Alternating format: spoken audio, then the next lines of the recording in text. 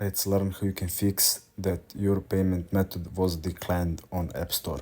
So first thing you want to check is if you have any money on your card, because if you don't have any money, your App Store will decline your payment.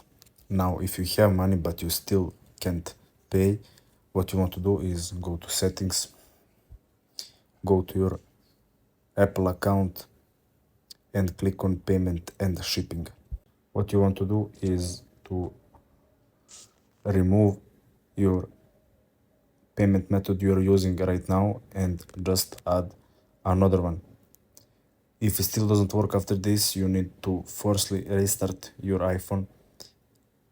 And if still doesn't work, what you want to do is contact Apple support or your bank, because it also may be bank problem. So that's it. Thanks for watching and see you in the next video.